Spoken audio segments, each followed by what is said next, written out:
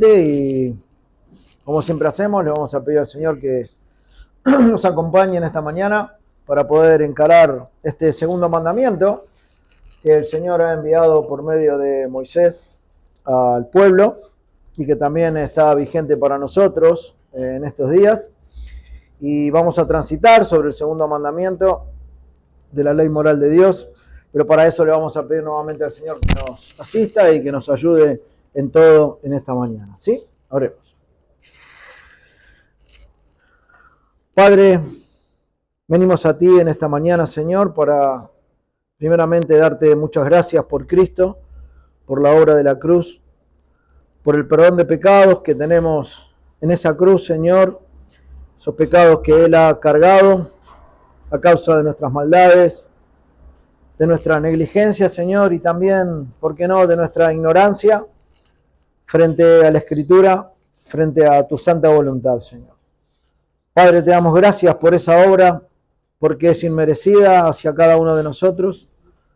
Sabemos que no hay mérito en ninguno de nosotros, Señor, para alcanzarte. Y vemos en esa cruz misericordia, amor y gracia hacia tu pueblo. Y es por eso que podemos reunirnos, Señor, y congregarnos en tu nombre para venir a escucharte, Señor, a escuchar tu santa voluntad. Padre, queremos rogarte en esta mañana que dirijas nuestros corazones, que quites todo peso, Señor, y pecado de nosotros para poder prestar atención, Señor, a tu consejo y que así podamos ser instruidos, edificados y confrontados con tu palabra si es necesario. Ayúdanos, Padre. Necesitamos de tu presencia en medio nuestro y de tu Santo Espíritu. Dirige todo este tiempo, Señor, de principio al final y este día. En el nombre de Cristo. Amén. Muy bien, hermanos. Vamos a empezar en esta mañana con el segundo mandamiento de la ley moral de Dios, ese decálogo, como algunos le llaman también, esa ley entregada por medio del Señor, de Dios mismo a Moisés, ahí en el pueblo de Israel.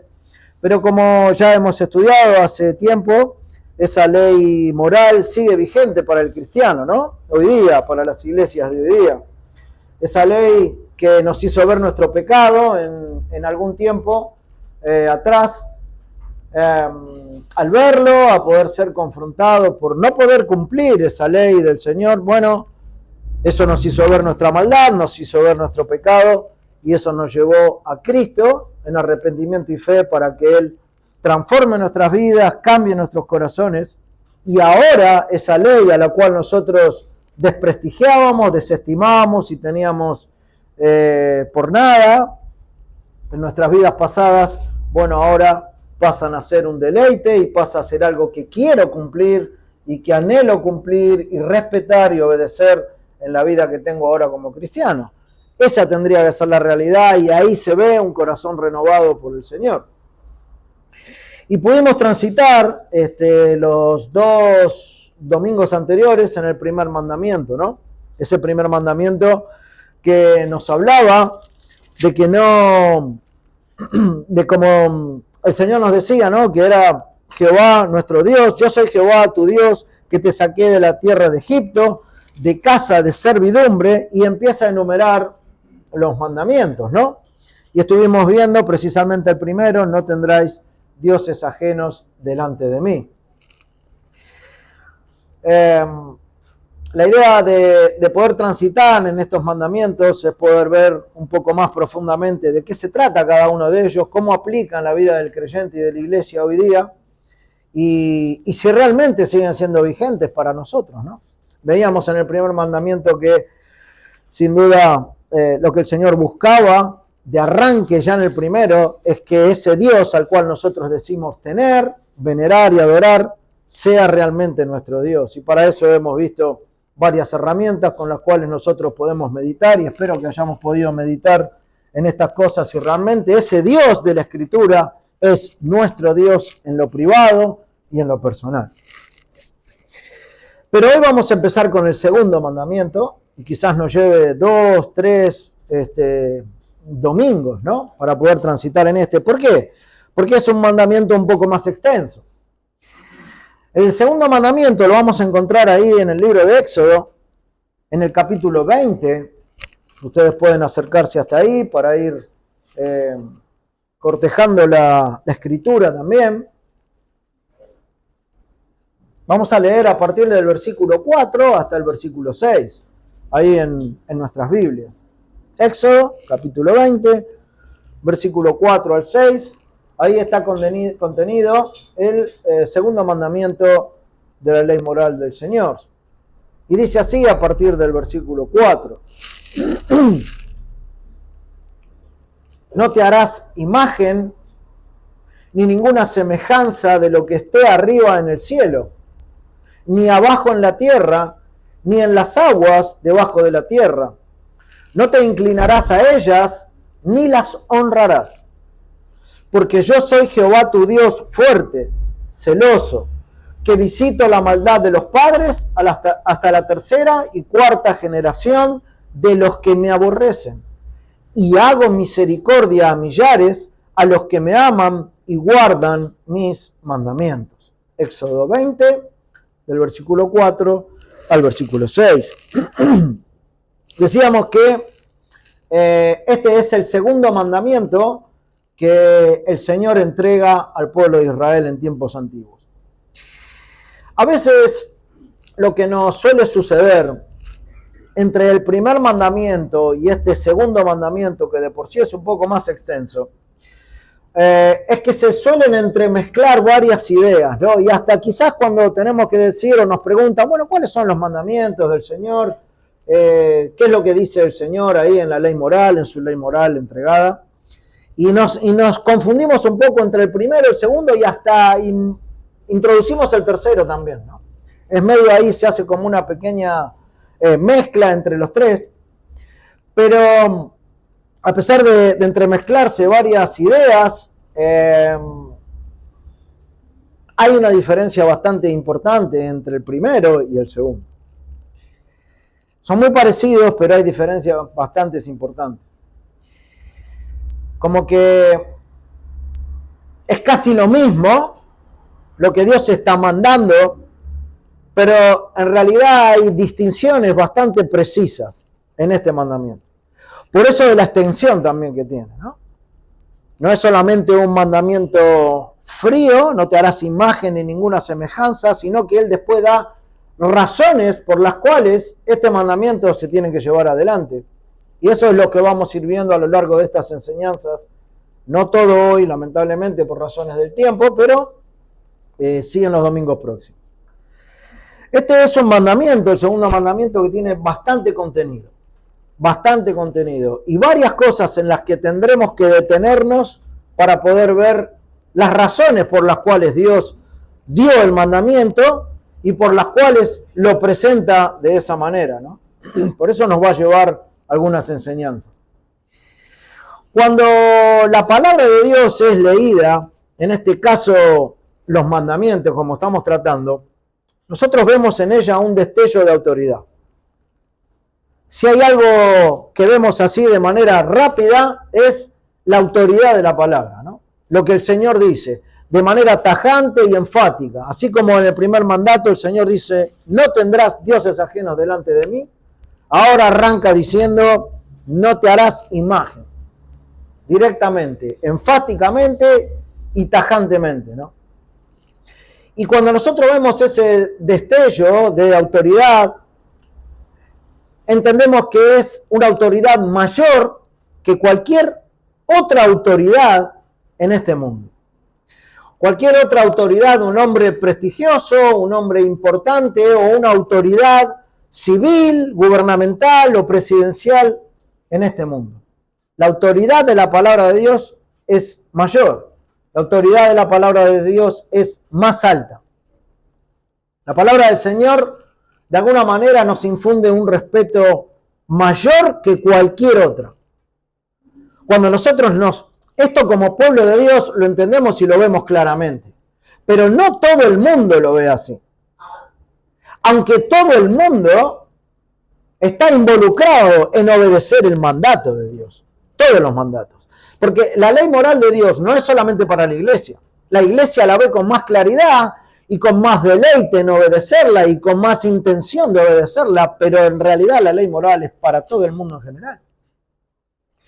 Por eso a nosotros se nos ha dado gracia en poder respetarla y obedecerla, ¿no? Cuando el Señor cambia nuestros corazones. Entonces esa palabra del Señor nos infunde un respeto mayor que cualquier otra palabra, ¿no? Y lo que hace la palabra del Señor es llevarnos a disponernos a ella de una manera especial. Esto es lo que tendría que suceder. Y de una manera reverente frente a la palabra, ¿no?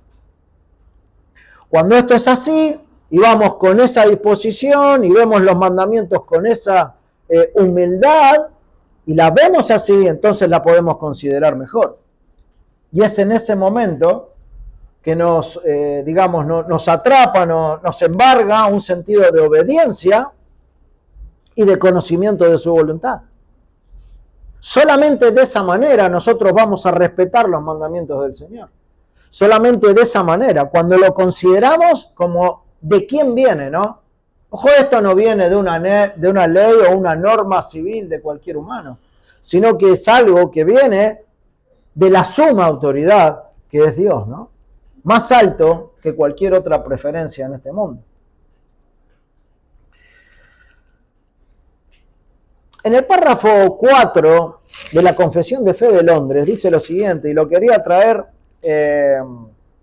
a la memoria. Ustedes saben que hemos transitado ya por la Confesión de Fe, pero dice el párrafo 4 del primer capítulo: la autoridad de la Santa Escritura, por la que ésta debe ser creída, no depende del testimonio de ningún hombre o de ninguna iglesia, sino enteramente de Dios.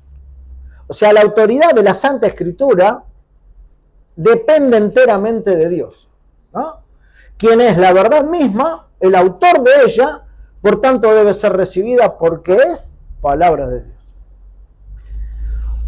Nosotros entendemos con claridad que estos 10 mandamientos son parte de la autoridad, de la palabra revelada por Dios. Entonces, estamos seguros que la autoridad de la Santa Escritura es revelada directamente por Dios. Cuando nosotros nos encontramos con ese contenido y con ese significado de lo que es la palabra, ¿cómo podemos desestimar alguno de los mandamientos? Porque es como si leyéramos Génesis, Deuteronomio, Mateo, Apocalipsis, cualquier libro, cualquier carta, y cuando la leemos, la consideramos, y como hijos de Dios, pretendemos intencionalmente obedecer la palabra. No olvidemos que la ley moral de Dios también es palabra de Dios. Y por lo tanto, de esa manera hay que considerarla. Por eso dice, debe ser creída. ¿Y de qué manera va a ser creída? No va a depender del testimonio o la elocuencia del predicador, ni de la iglesia, ni de los métodos que se lleven adelante, sino debe ser creída por medio de la obra del Espíritu. Es por eso que para los hijos de Dios, tener como un deleite todo el decálogo, toda la ley moral de Dios, no debe ser una carga, no tendría que ser una carga, no tendría que ser algo pesado, sino que tendría que ser algo ligero de llevar. Los mandamientos fueron traídos al pueblo en las manos de un hombre, ustedes saben que fue por medio de Moisés, pero fueron escritos por el dedo de Dios. No es que Moisés subió al monte, se le ocurrió dictaminar ciertas leyes, bajó, las entregó, no.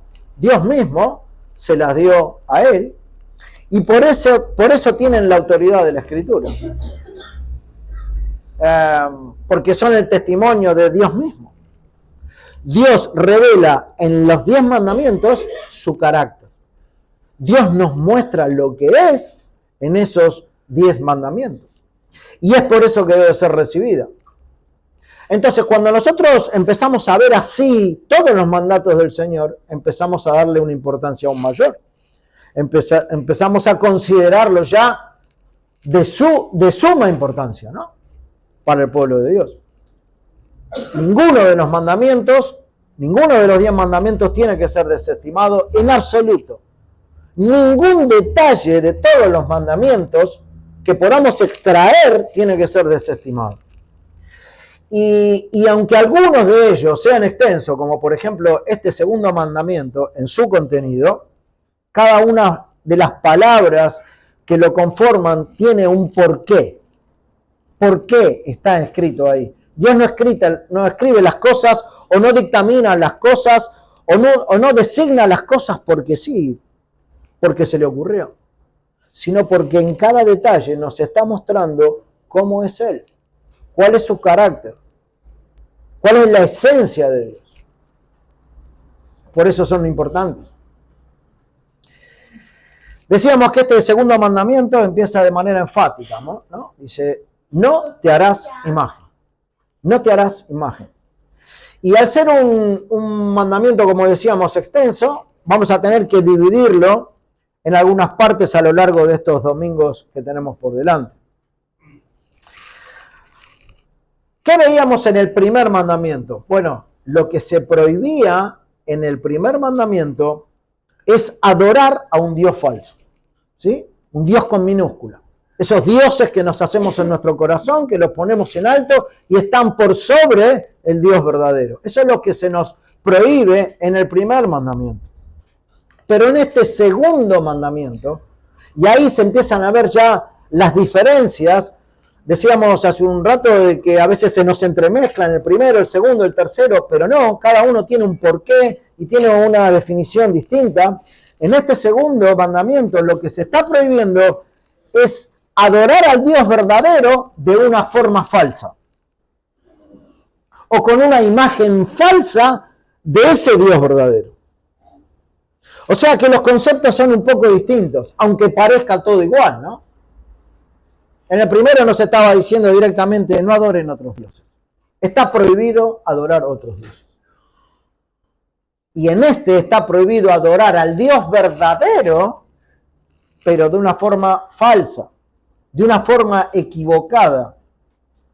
Y ahora vamos a ir viendo de qué se trata. Por eso dice, no te harás imagen. Lo primero que está diciendo en el versículo dice, no te harás imagen ni ninguna semejanza de lo que está arriba en el cielo, ni abajo en la tierra, ni en las aguas debajo de la tierra, y dice, no te inclinarás a ellas. Y rápidamente vamos a ver estos 3 puntos, ¿no? No te harás imagen. ¿Qué es lo que está buscando este segundo mandamiento? Bueno, no hay duda que esto no prohíbe la creación de imágenes de tipo civiles, ¿no? Estatuas o bustos de algunos próceres, de algunos presidentes o de algunos, no sé, personajes ilustres de la historia. No se está refiriendo a eso. Lo que sí prohíbe es erigir o levantar una imagen para su adoración o algún tipo de utilización religiosa. Eso es lo que está prohibiendo. Cuando dice, no te harás imagen. No está hablando de los bustos que se colocan, pero sí está hablando de una imagen que quiera hacer figurar que es Dios o el mismo Cristo y utilizarla de manera religiosa, en adoración, ¿no? Esa es la prohibición cuando dice, no te harás imagen. Ahora, ¿por qué sigue diciendo ni ninguna semejanza de lo que hay arriba en el cielo, abajo en la tierra? Lo que se está prohibiendo es todo tipo de representación. Ninguna semejanza, ningún parecido. Esa es la prohibición. Ningún tipo de representación, ningún tipo de retrato, ningún tipo de ilustración o forma de Dios.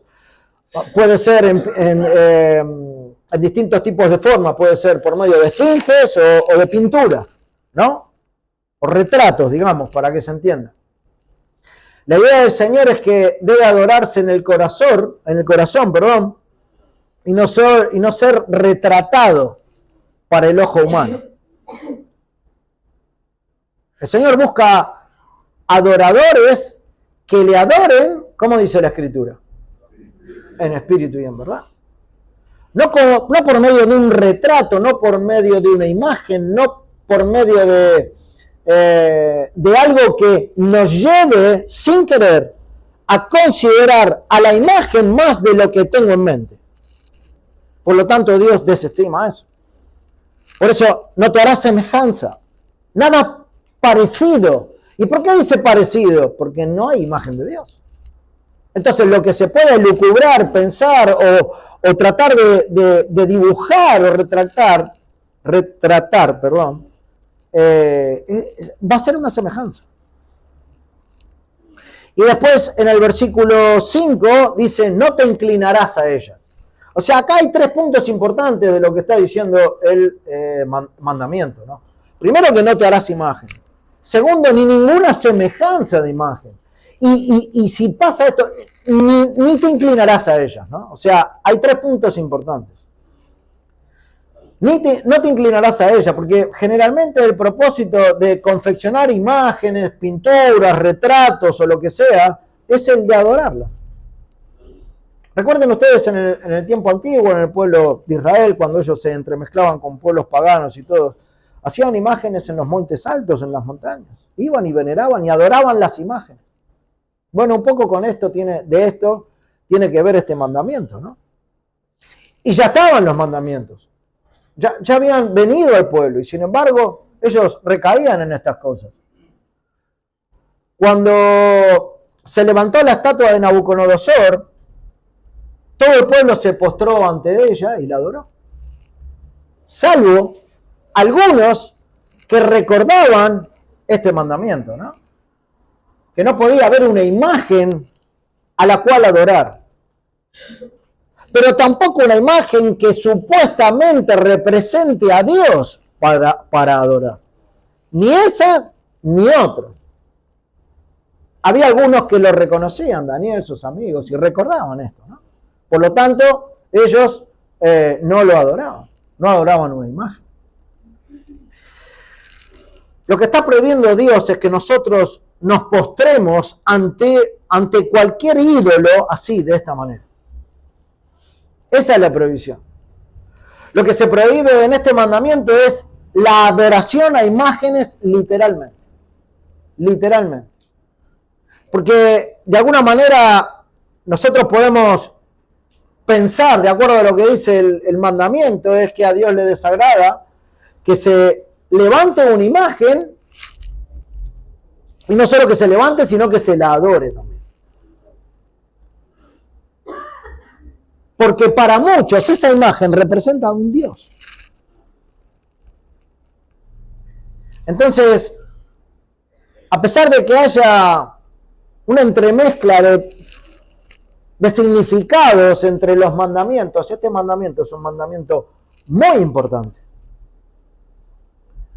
Si alguien confeccionara imágenes de serpientes o de arañas o de algún animal y dijera en su corazón o pensara, bueno, esta es la representación que yo hago acerca de un príncipe que tengo o acerca de un rey que tengo o acerca de una persona a la cual, qué sé yo, venero de alguna manera. Bueno, ¿qué interpretaría ese rey o ese príncipe o esa persona a la cual yo respeto y admiro cuando lo represento con una araña o con una víbora? O con cualquier otra cosa. Yo no creo que le caiga muy bien, ¿no? Seguramente él diría, bueno, ¿cómo me va a retratar así? Como si yo fuera una araña, como si yo fuera una víbora, o como si fuera, nada, cualquier otra cosa que ponga en representación de esa persona. Bueno, con Dios sucede exactamente lo mismo. Con Dios pasa exactamente lo mismo. Cuando nos proponemos representarlo por medio de algo finito, por medio de algo con lo cual no puedo representarlo. Pero cualquier cosa que yo ponga en el medio, de acuerdo a mi pensamiento de lo que es Dios, o representar a un Dios vivo por medio de algo que no tiene vida. Lo represento con algo que es inerte, ¿no? Que no tiene vida. Pero digo que tengo un Dios verdadero y un Dios vivo. O cuando queremos representar al Creador por medio de algo ya creado por Él. Bueno, esa es la prohibición. Entonces, cuando nosotros empezamos a entremezclar en nuestra mente lo que es y lo que significa Dios en realidad, podemos representarlo de cualquier manera. Y ese es el mandato, ¿no?, del Señor. Ojo con esto. Confeccionar una imagen de Dios es algo imposible. ¿Por qué? Bueno, porque nosotros sabemos que Dios es espíritu, ¿no? Y el espíritu de Dios es invisible. Por lo tanto, nadie, absolutamente nadie, en la historia de la humanidad, tiene una imagen clara de Dios, ni mucho menos. Déjame ver tu gloria, le decía Moisés. Y el Señor le decía, si me vieres, vas a morir. En Deuteronomio capítulo 4, versículo 11, dice, guardad pues mucho vuestras almas, pues ninguna figura visteis el día que Jehová habló con vosotros en medio del fuego. Deuteronomio 4, 11. Ninguna figura visteis de Dios. Ninguna figura, ninguna semejanza, nada vieron. Solamente el fuego. No se puede retratar o ilustrar la deidad. Nadie puede hacer imagen de algo que nunca ha visto. ¿Cómo puedo representar algo que no he visto?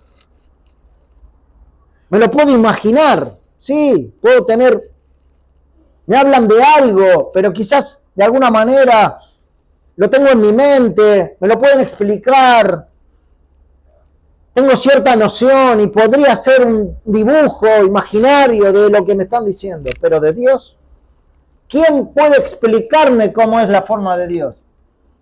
¿Quién puede decirme cómo es? Ambrosio decía que hay una representación, representación de lo invisible, como así es imposible retratar el alma o los ángeles porque son de naturaleza espiritual y aunque se pueda tener cierta idea en la mente de cómo podrían ser, no hay ninguna certeza. Por lo tanto, hacerlo así sería no cumplir con este mandamiento. Cuando dice, bueno, no te harás imagen. No hay forma de representar a Dios. No hay forma. Todo lo que se puede representar es de manera humana y a un pensamiento humano. Y esto es lo que Dios está prohibiendo. Si adoramos a Dios por medio de una imagen, sería absurdo y también sería ilegítimo. Sería absurdo cuando pensamos en Dios, o porque cuando pensamos en Dios sabemos que Él es mayor que cualquier criatura. Pero a veces cuando se retrata a Dios, o se trata de darle una forma a Dios, en forma de pintura o esfinge o lo que sea, estamos poniendo a quien hace esa obra por sobre la obra.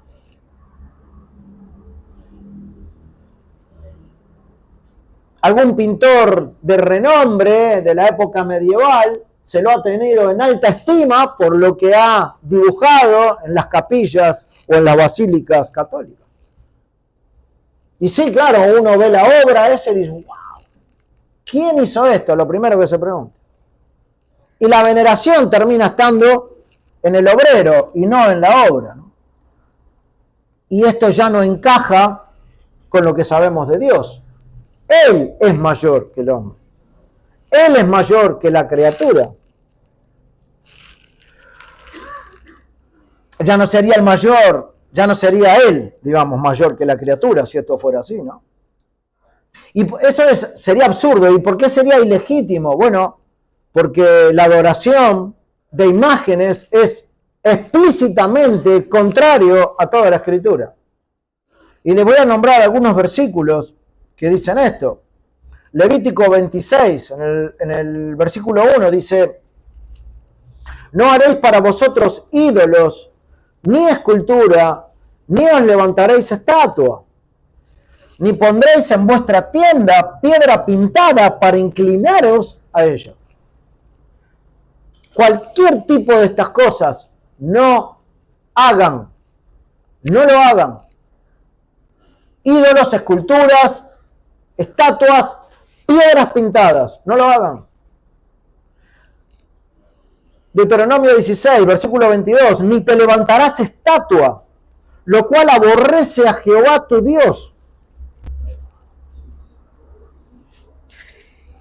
Y en el Salmo 97, 7 dice, avergüéncense todos los que sirven a las imágenes de talla. Es contundente, son 3 versículos así al azar, pero hay mucho más. Hay mucho más, hermanos, en los cuales nosotros podemos ver con claridad el mandamiento. No te harás imagen, no te harás imagen de ningún tipo, aunque la intención sea ver a Dios. O aunque la intención sea, es Cristo. El mandamiento es claro, es enfático, no te harás imagen. Si nosotros pensamos que agradamos a Dios cuando hacemos algo en contra de sus deseos, estamos muy equivocados. Si nosotros creemos que Dios va a pasar por alto una buena intención del corazón, ya lo dijimos en varias oportunidades y con respecto a otro tipo de enseñanzas, que la buena intención, lejos de la obediencia, no sirve para Dios. Lo primero es la obediencia. Y de eso se trata un poco lo que dijimos en la introducción de todos estos mandamientos, que la obediencia es la posición correcta, ahora que estamos en tiempo de Olimpiadas, de empezar esa carrera, de la posición correcta, de decir, bueno, voy hacia adelante. La posición correcta para ver todos los mandamientos es tener en cuenta que los debo obedecer. Y también tener en cuenta que no por obedecerlos me gano el favor de Dios, sino que los obedezco porque ya me lo gané el favor de Dios, porque Dios me salvó. Pero si no me salvó, todo esto es una carga muy pesada. Por otro lado, la adoración de imágenes es bastante contraria a la práctica de los santos en la antigüedad. Nosotros en el seminario estamos leyendo algunos libros que hablan de la historia de la iglesia, ¿no? Y estamos viendo, bueno, bastantes siglos, desde el siglo 5, 6, entre los años 500 hasta el 1500 más o menos. A pesar de que hubo un declive y que la teología no avanzó para nada en todos esos años, sino que fue cayendo hasta que llegó el tiempo de la Reforma con Lutero, Calvino y unos cuantos más, Zwinglio. Entonces, en ese tiempo hubo algunos que se mantuvieron firmes con respecto a los mandatos del Señor. Otros no, pero hubo muchos que se mantuvieron firmes. Y en el tiempo de Israel, ustedes recuerdan la historia de Josías, que también destruyó imágenes, ¿no? Bueno, luego más adelante, después de Cristo, Constantino también abolió las imágenes de los templos, las quitó. Hubo cristianos que destruyeron imágenes a lo largo de toda Europa, en Zúrich, en Basilea, en Bohemia.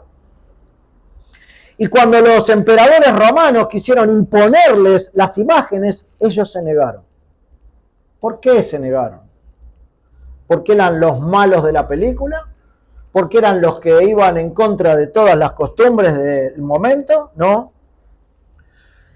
Se negaron a aceptar ningún pintor o ningún escultor que quisiera tallar la imagen de Dios, porque no querían ninguna figura y ninguna estatua de Dios. Ellos tenían convicciones firmes sobre aspectos de la palabra, ¿no?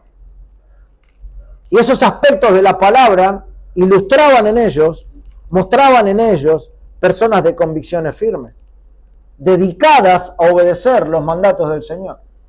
Pero los mandamientos del Señor fueron dados en el tiempo de Israel, mucho tiempo antes, muchos siglos anteriormente, perdón. ¿Por qué debían respetarlos? porque el Espíritu del Señor estaba en ellos. Porque ellos querían honrar la palabra del Señor, no desestimarla, no dejarla de lado, por más que habían pasado los años. En la época antigua, el régimen católico romano creaba imágenes de Dios Padre y lo pintaba en las vidrieras de las iglesias, en los vitrós, ¿no? A veces podemos ir a alguna basílica grande, acá hay varias, y podemos ver esos vitrós, son como pedacitos de vidrio, todo entrelazados, dibujados, con las imágenes de Dios o del mismo Cristo, ¿no? Hay basílicas que está lleno de eso.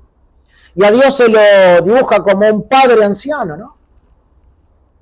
Y a Cristo en un crucifijo. Bueno, el régimen católico apostólico romano, los papistas del tiempo antiguo, de la época medieval y también del tiempo de la Reforma, afirmaban que ellos no adoraban la imagen. Las tenían, pero no adoraban la imagen, sino que solo utilizaban las imágenes como un medio de acercar a la gente a adorar a Dios. Pero esto es muy finito, o sea, esto es casi rozar con el pecado, ¿no? Y todo lo que pueda ser de torpeza o de piedra de tropiezo para los que son hijos de Dios, es más vale desestimarlo. Porque nuestra naturaleza caída y tendiendo permanentemente al pecado absorbe todas estas cosas fácilmente. Entonces ellos dicen, quizás lo dicen hoy día, no tengo mucha relación con católicos, no porque no quiera tenerla, sino porque, bueno, no se da. Pero hay muchos que dicen esto, no, yo no adoro la imagen. Yo entiendo lo que dice el mandamiento, no adoro la imagen. Pero la imagen está. Y el Señor dice, no te harás, ¿no? Ninguna imagen. Tomás de Aquino decía que no debemos reverenciar ni siquiera una imagen de Cristo, puesto que es un pedazo de madera tallada. Y uno puede decir, no, pero yo estoy venerando a Cristo. Pero hay entre mi relación y el verdadero Cristo que digo que tener, hay una imagen. Y eso ya es pecado delante del Señor. Y uno puede decir, no, pero es Cristo. Es Cristo y yo venero de corazón a Cristo. Sí, pero tu intención de hacerlo bien está desestimando la obediencia al mandamiento. Y entonces no está bien delante del Señor. Aunque muchos están de acuerdo con hacer estas cosas o hacerlo de esta manera y afirmar a la vez que no se venera una imagen, recuerdan lo que pregunta Dios en Isaías, ¿no? ¿Quién demanda esto de vuestras manos? ¿Quién les está diciendo que lo deben hacer así?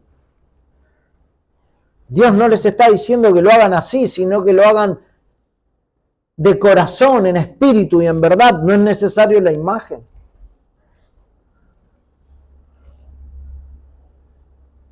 Dios considera que la adoración a Él, a través de una imagen, está dedicada a la imagen misma.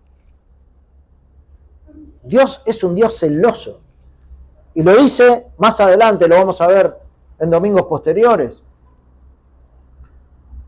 Este régimen apostólico romano, los papistas del tiempo medieval, dicen que las imágenes son buenas para hacer recordar a las personas de Dios, para llevarlos a meditar en Él, para llevarlos a que le hagan peticiones, para todo tipo de relación con Dios, ¿no? Está bien tenerlas, porque esa imagen es el nexo o el canal para que ellos vengan y realmente hablen con Dios. Bueno. Algunos pueden pensar incluso en nuestros días, hoy día, que en la Escritura Dios es representado con ojos y con oídos. ¿Por qué? Porque claro, la Escritura en un montón de pasajes dice Dios escucha desde los cielos, la mano poderosa de Dios. Y la Biblia lo representa de esa manera, ¿no? Así que entonces, ¿por qué no podemos crearnos una imagen de Dios, quizás con ojos y con manos. ¿Por qué no? Si la Biblia lo está representando así, si la Biblia lo declara así, de esa manera, ¿no? Nosotros sabemos que Dios se complace y se inclina a tener en cuenta nuestras debilidades y nuestras necesidades. Es parte de la misericordia de Dios y es parte de su bondad. Pero cuando se muestra a sí mismo con ojos, es para significar su omnipresencia, de alguna manera, o su omnisciencia, que Él conoce todo. Por eso de alguna manera se nos muestra en la Biblia como que Él nos mira, nos ve. Pero es una manera metafórica de hacernos ver que Dios nos está viendo. No es que Dios tiene ojos físicos como nosotros, ¿no? Él muestra su omnisciencia de esa manera. Y cuando habla de sus manos, quizás lo que está mostrando es su poder. En hacer, en crear, en dirigir, en lo que sea. Pero no podemos, no porque leemos esas cosas en la Biblia o de esa manera, podemos decir que ese argumento, ahí está, nos faculta para confeccionar una imagen. Es una forma de expresarse en la Biblia para que nosotros entendamos y podamos ver con claridad. Porque si fuera así Dios, podríamos dibujarlo con un sol, podríamos dibujarlo como una roca, la roca inconmovible de la fe, podríamos dibujarlo con el fuego, porque dice la palabra que Él es fuego consumidor. Bueno, esas son metáforas con las que la Escritura menciona o habla de Dios o de Cristo. Pero no quiere decir que Dios sea eso. Entonces, si nada de esto sirve delante de Dios, nosotros debemos concebir una idea de Dios en términos espirituales. ¿Cómo es Dios? Y entonces ahí entran los atributos de Dios, lo que la palabra nos dice en toda su extensión, ¿no? Dios es justicia. Eso sí es Dios. Dios es bondad. Sí, eso es Dios. Dios es misericordia, ¿no? Sí. Dios es santo. Ya tenemos con esas 4 cosas bastante como para hacernos una idea bien acabada de lo que Dios es. ¿Y vieron ustedes que no se trata de una imagen? No es necesario. Nosotros debemos concebir a Dios tal como es Cristo, ¿no? Porque Cristo es la imagen del Dios invisible. Quien ha visto al Hijo, ha visto al Padre. Y Dios ha tenido gracia para con nosotros en traer a Cristo a este mundo y ser visto por muchos de manera literal. Juan dice, ¿no? Lo que hablaba con nosotros. Era palpable, caminaba con Él. Tocante al verbo de vida respecto a Cristo está hablando. Ellos caminaban con Él, anduvieron con Él, oían de Él, lo veían. Y quien lo veía estaba viendo a Dios. Ahí sí. Hay muchos en el mundo cristiano que dicen y afirman que no tienen problemas con este mandamiento. Y muchos de los, si nos preguntamos entre nosotros, ¿tenemos problemas con este mandamiento? Y generalmente diríamos no, porque no erigimos ninguna imagen o no veneramos ninguna imagen hecha en nuestras mentes, ¿no? De Dios. Pero nosotros debemos cuidarnos de la idolatría que está acá entremezclada con este mandamiento, ¿no? De la idolatría, de la adoración de imágenes, porque nuestra naturaleza, como decíamos recién, es propensa al pecado.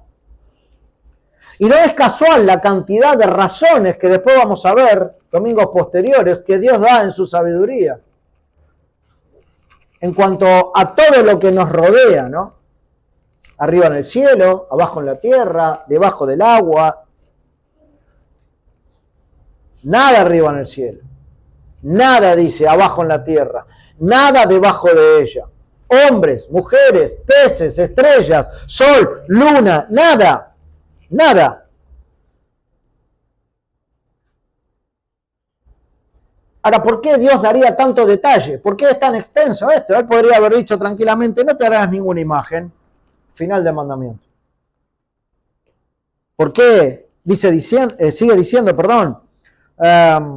ni ninguna semejanza de lo que está arriba en el cielo.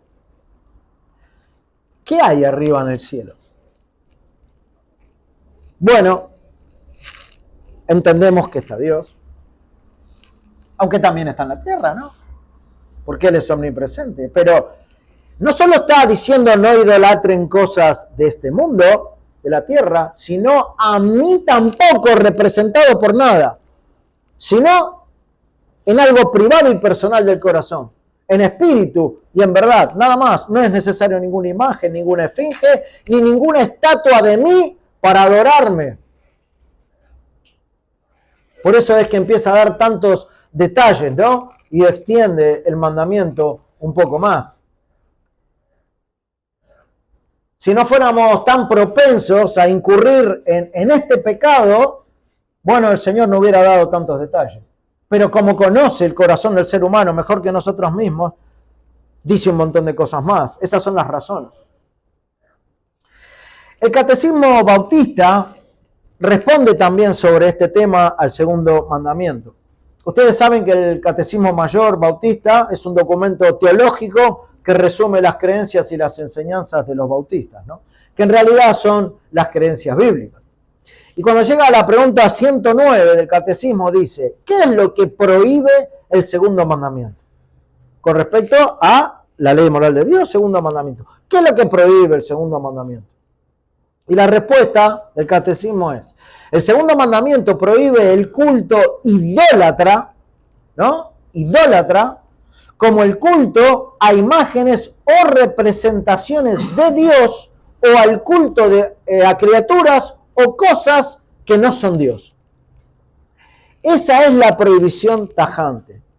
Aunque yo crea que estoy hablando con Dios, la imagen de por medio es prohibida en el mandamiento.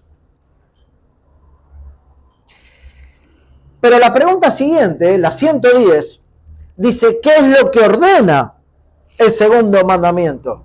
Y la respuesta es que el segundo mandamiento ordena que se adore a Dios solo en espíritu y en verdad, sin imagen, sin representaciones, y que se haga con reverencia y con temor. Hay una prohibición enfática y una orden en contra de esa prohibición. Adorarlo así no, y de esta manera sí.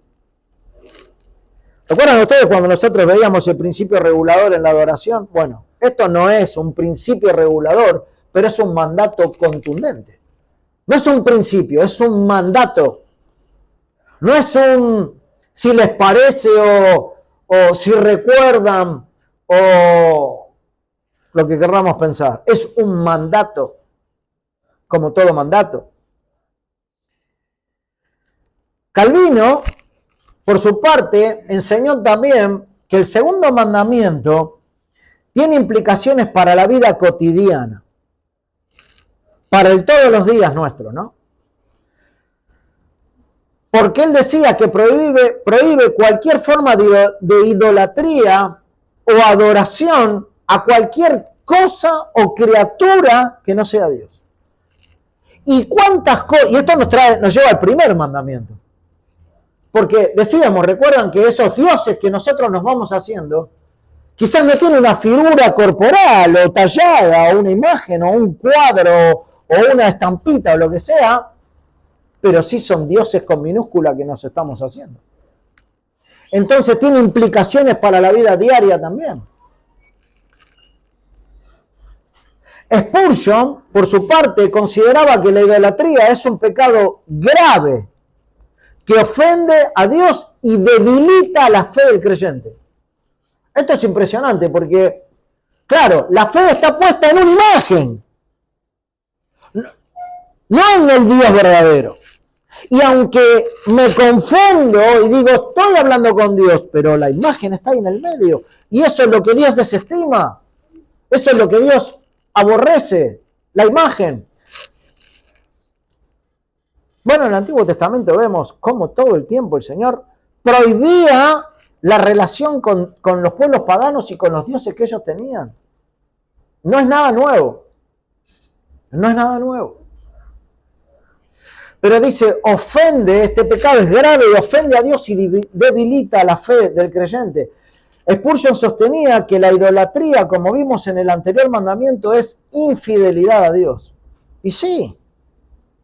Y sí, si lo podemos ver y examinar, sí.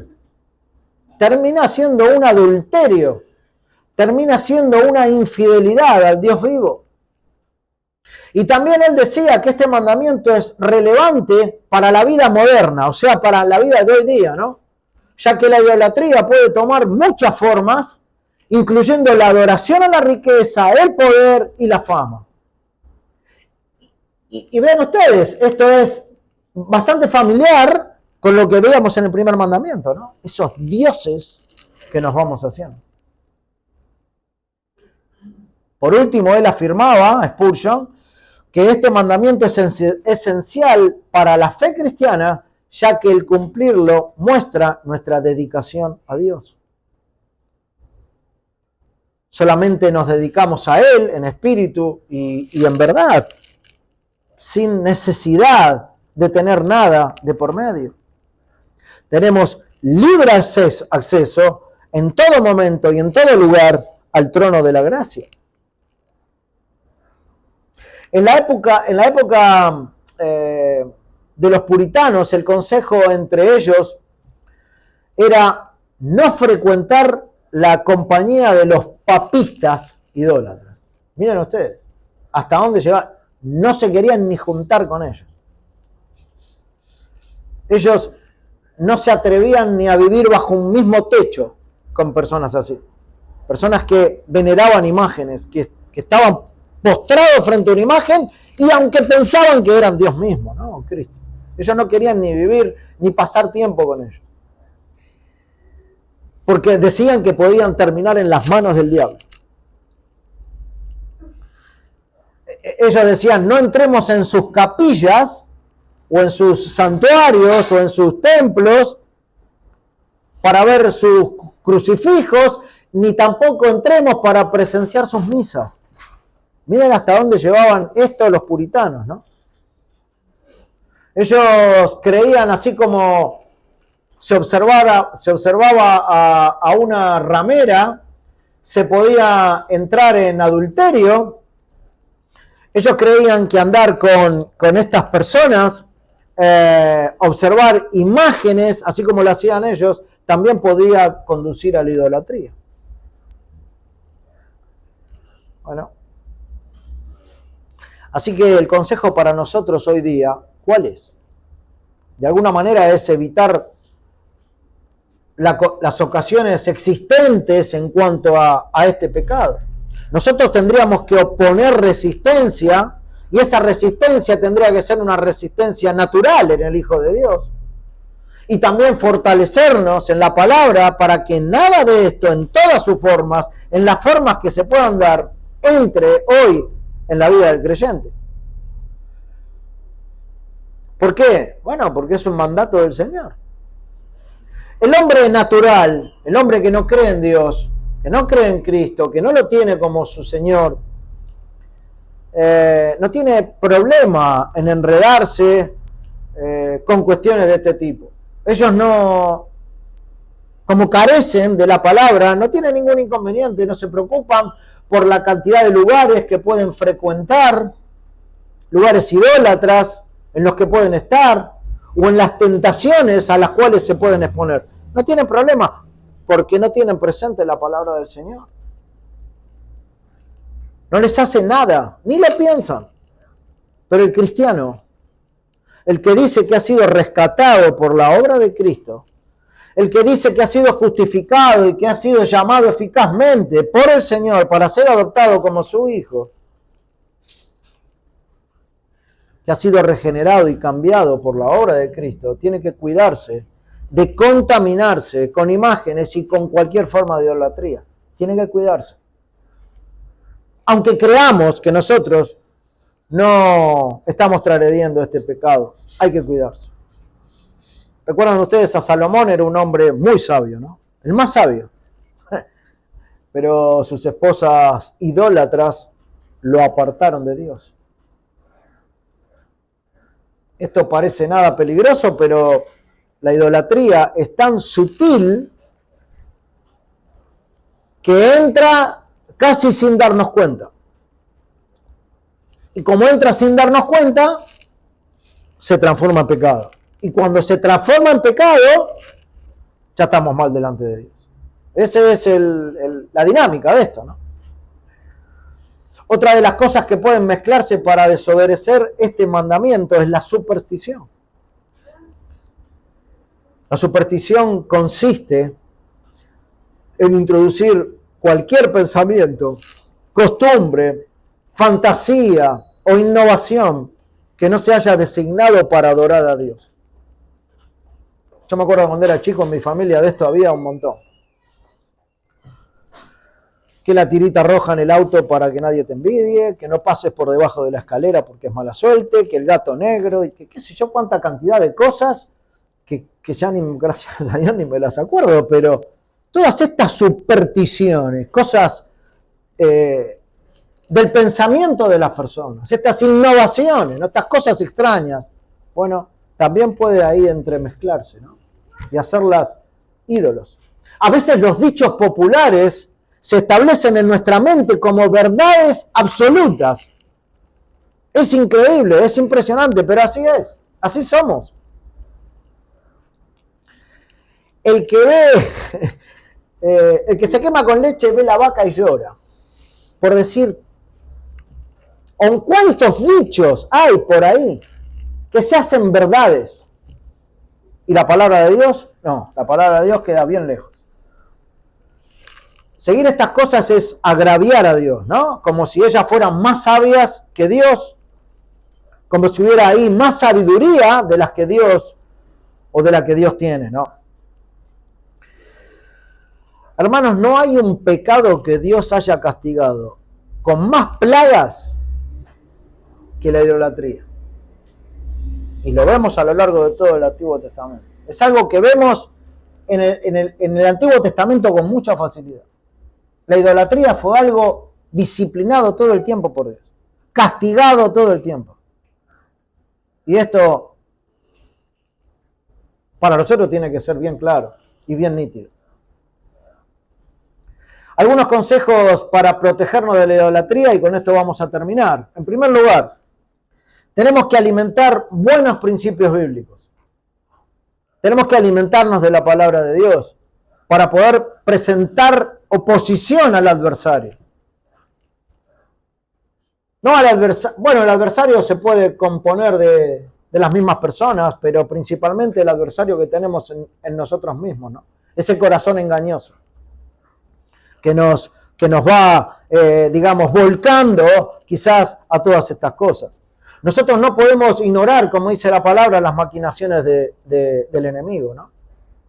Y una de las formas en la que él actúa es en profundizar la ignorancia de las congregaciones, de las iglesias.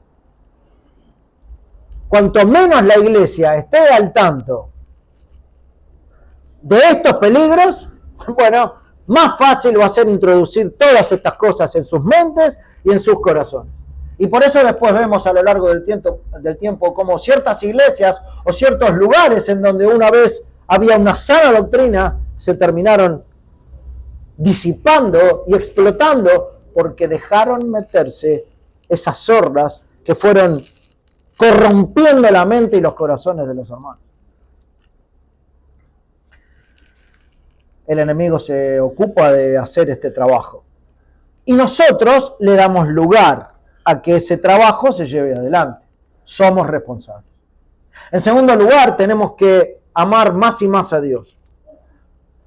Así como la esposa que ama a su marido está a salvo del adulterio, porque lo ama, lo respeta y está permanentemente con Él, así también la iglesia que ama a Cristo, que ama su palabra, que ama sus mandatos, que se propone intencionalmente seguir en el Señor hasta que el Señor le venga a buscar, va a estar a salvo de la idolatría.